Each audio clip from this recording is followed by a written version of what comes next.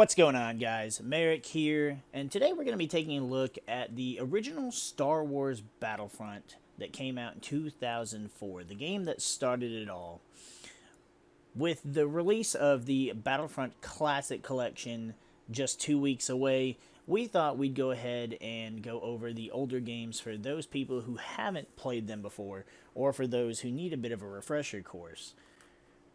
Today we're going to be taking a look at the various classes in the game and just going over a brief overview of what each class has at its disposal and which class is best within each faction. As we go over each class, we're going to be starting with what I think is the worst faction for each class. So we'll be starting from the bottom with the worst of each class all the way going up to what I believe is the best of each class. In this video, we're going to be taking a look at the soldier classes. Up first, we have the B2 Super Battle Droid for the Confederacy. Despite being at the bottom of this list, this is far from an ineffective unit to choose.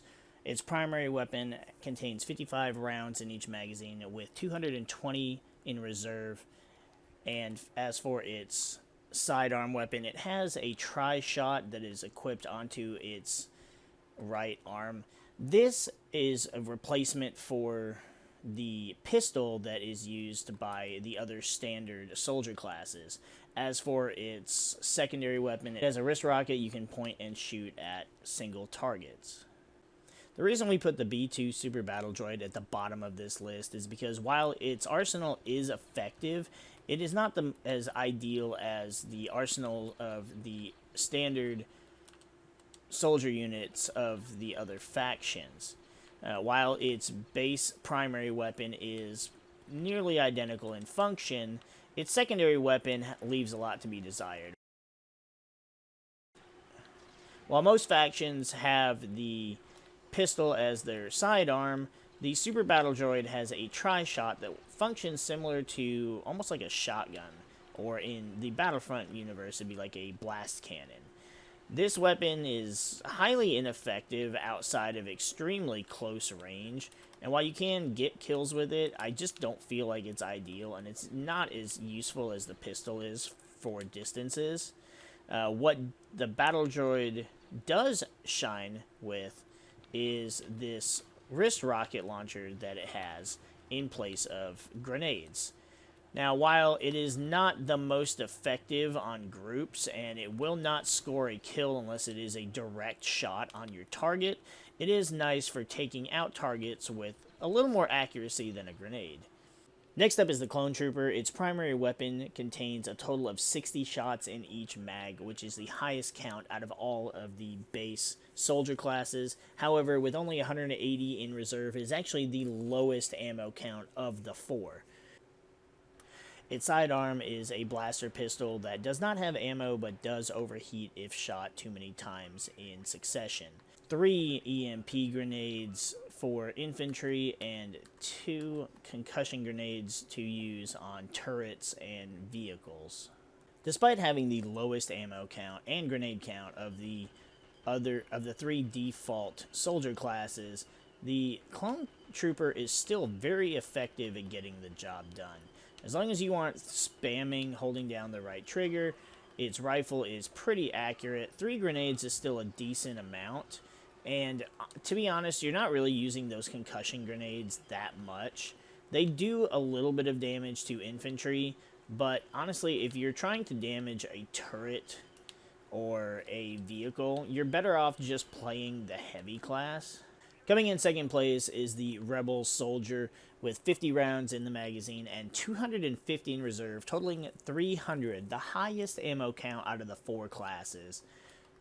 Default pistol for the sidearm and has 3 thermal detonators for infantry and 3 concussion grenades for turrets and vehicles. Despite having the highest ammo count of all the default soldier classes, the Rebel Soldier is a phenomenal trooper to use, as are all of the default soldier classes. It just is the best class to play in the game.